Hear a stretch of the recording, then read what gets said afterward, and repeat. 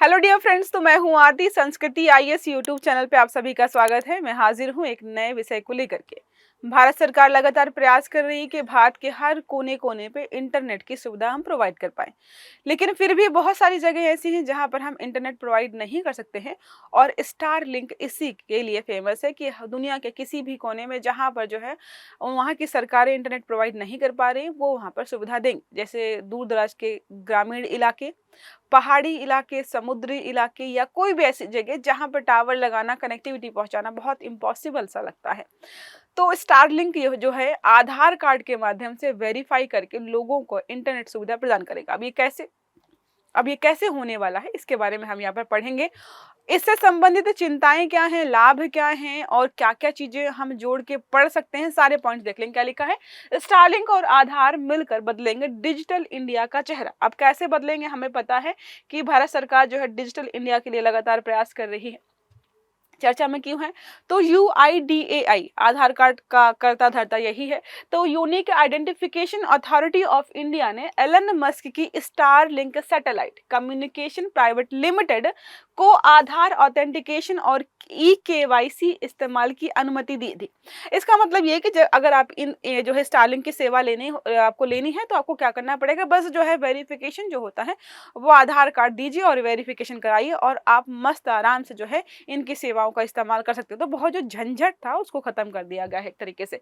Starlink क्या है, ग्राहकों का पेपरलेस, सुरक्षित और जो है तेज ऑनबोर्डिंग संभव होगा। सब तो ठीक लग रहा है, लेकिन बस देखो चिंता यही है कि आधार कार्ड मतलब व्यक्ति की सारी जानकारी, बायोमेट्रिक से लेकर के उसके रहने खाने मतलब रहने की, उसके पेरेंट्स की, सबकी जानकारी मिल जाती है एक आधार कार्ड के माध्यम से। इतनी क्रूशियल इंफॉर्मेशन किसी विदेशी कंपनी, प्राइवेट कंपनी को देना वेरिफिकेशन के लिए, ये थोड़ा अपने आप में चिंताजनक रहा है। बाकी तो हम देख ही रहे हैं क्या हो रहा है। तो भारत की ये डिजिटल पब्लिक इंफ्रास्ट्रक्चर DPI, ठीक है, डिजिटल पब्लिक इंफ्रास्ट्रक्चर और वैश्विक सैटेलाइट तकनीकी के मेल का प्रतीक है कि हम जो है पब्लिक को डिजिटली कनेक्ट करेंगे और अंतरराष्ट्रीय या जो है विदेशी कंपनियों के माध्यम से या सहयोग के माध्यम से। बाकी हम आगे पढ़ेंगे। अभी हम बात कर लेते हैं संस्कृति का। एक अगस्त का सुपर सेल ऑफर चल रहा है जो 18 अगस्त से स्टार्ट हुआ है और 22 अगस्त तक चलने वाला है। वैकल्पिक विषयों पर 50 से 60% से ज्यादा का डिस्काउंट चल रहा है। ऑनलाइन मोड में हमारे पास 2 बैच अवेलेबल है, ज्योग्राफी और हिस्ट्री का। ज्योग्राफी की फीस 25,000 रुपए है, हिस्ट्री की फीस जो है 17,500 है। दोनों में एडमिशन ओपन है। नंबर है 9555124124 या फिर आप विजिट कर सकते हो sanskritiyes.com की वेबसाइट पर। अब बात करते हैं प्रमुख बिंदुओं की। तो स्टारलिंक की भूमिका क्या है, तो सैटेलाइट आधारित इंटरनेट प्रदान करता है आप लोगों को। लक्ष्य क्या है, ग्रामीण व दूर दराज इलाकों पर हाई स्पीड इंटरनेट हम प्रोवाइड कर पाए, क्योंकि यहाँ पर सरकार अभी कितना भी कोशिश कर ले आधारभूत संरचना का निर्माण नहीं करवा पा रही है। और कनेक्टिविटी बेहतर ना होने का रीजन है कि जो अभी हमारे पास तरीका है इंटरनेट प्रोवाइड करने का, वो यहाँ पे काम नहीं कर रहा।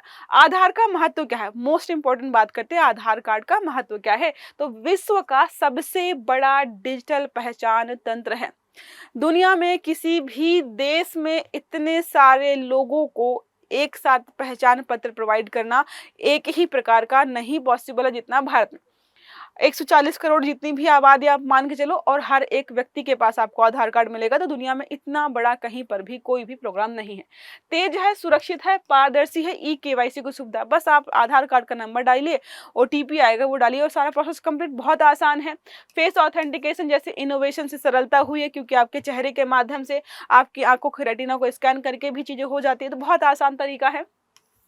अब बात करते हैं इन दोनों की साझेदारी के बारे में। तो स्टारलिंक अब क्या करेगा, सब ऑथेंटिफिकेशन यूजर एजेंसी और सब ई-केवाईसी यूजर एजेंसी के रूप में काम करेगा। ये अपना खुद ही जो है वेरीफाई कर लेगा ग्राहकों की सहमति यहाँ पर जो है आधारित आधार ऑथेंटिफिकेशन से ऑनबोर्डिंग। इसका मतलब यहाँ पर है ये वेरिफिकेशन तभी होगा जब ग्राहक परमिशन देगा। अगर वो सहमति ना दे तो ये वेरिफिकेशन नहीं होगा।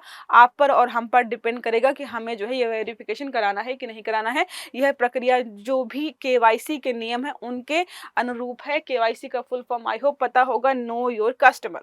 ठीक है। अब बात करते हैं भारत की डिजिटल शक्ति के बारे में। तो यह कदम भारत के डीपीआई जैसे कि आधार हो गया, यूपीआई होगा, डिजी लॉकर की स्केलेबिलिटी और भरोसेमंदी का वैश्विक प्रमाण है कि इसके माध्यम से इतनी बड़ी कंपनी वेरिफिकेशन के लिए तैयार है कि ठीक है, हम आपको सुविधा दे देंगे, बस आप आधार वेरिफिकेशन करवा दीजिएगा। इंडिया स्टैक का वैश्विक स्वीकार्यता यहाँ पर बढ़ाना, ये भी हमें जो है मैसेज मिल रहा है। अब बात करते हैं इससे सामाजिक और आर्थिक क्या क्या प्रभाव होंगे।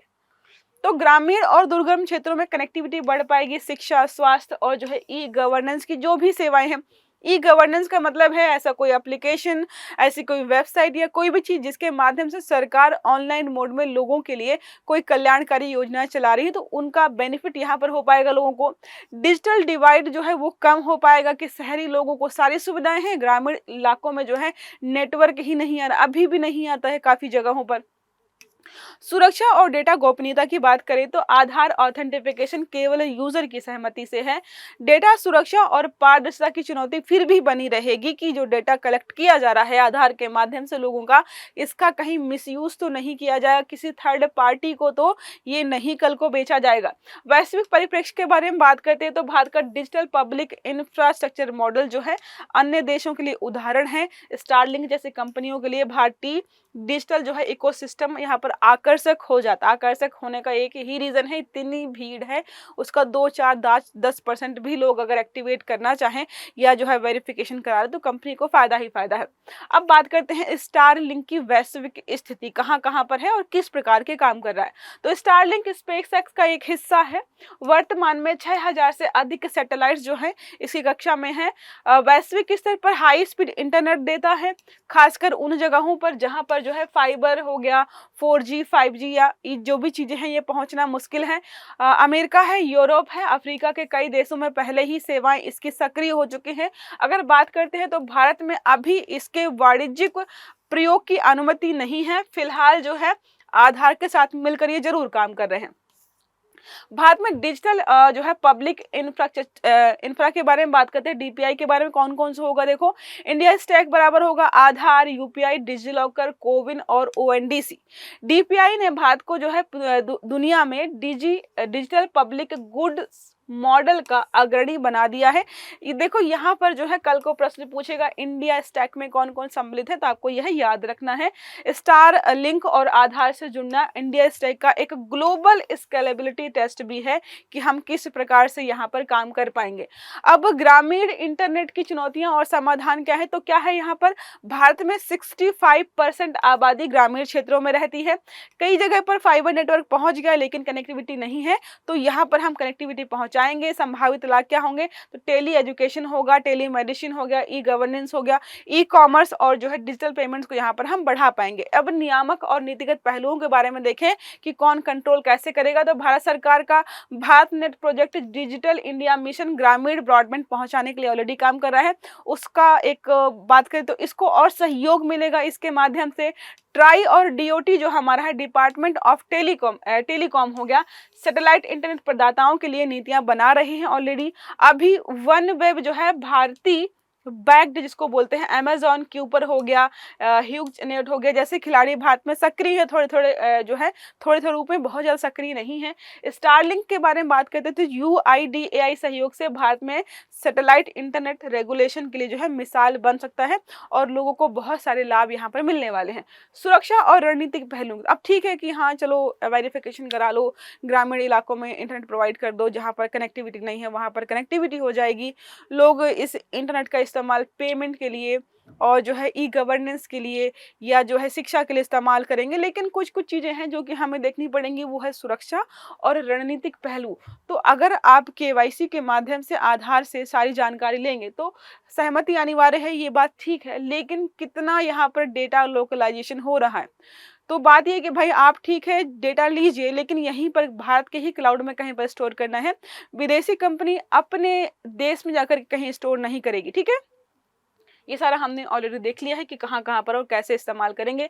वैश्विक दृष्टिकोण भी हमने देखा है कि डिजिटल इंडिया और स्टारलिंक सहयोग से अन्य देशों के लिए मॉडल बन सकता है कि भारत और जो है इस प्रकार की चीज़ें कर रहा है और हमें भी करना चाहिए। तो जितने भी दक्षिण एशिया के देश हैं, अफ्रीकन कंट्रीज़ हैं, वो भी इस मॉडल को जो है उपयोग करके अपने यहाँ पर इस प्रकार की चीज़ें जो है अपना सकती हैं।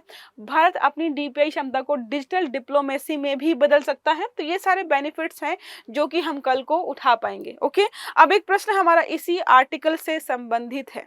जिसने भी इंडिया स्टैक को ठीक ठीक से समझा होगा, जो मैंने पूरा फॉर्मूला लिखा हुआ था, वो इस प्रश्न को सही कर पाएगा। लिखा है, भारत का इंडिया स्टैक जो दुनिया में डिजिटल पब्लिक गुड्स मॉडल का उदाहरण माना जाता है, निम्नलिखित में से किन किन तत्वों से मिलकर बना हुआ है। पहला है आधार, दूसरा है यूपीआई, तीसरा है डिजी लॉकर, चौथा है कोविन और पांचवा है ओएनडीसी। तो सही आंसर जो है आपको कमेंट बॉक्स में बताना है। आई होप ये आर्टिकल आपको समझ में आया होगा।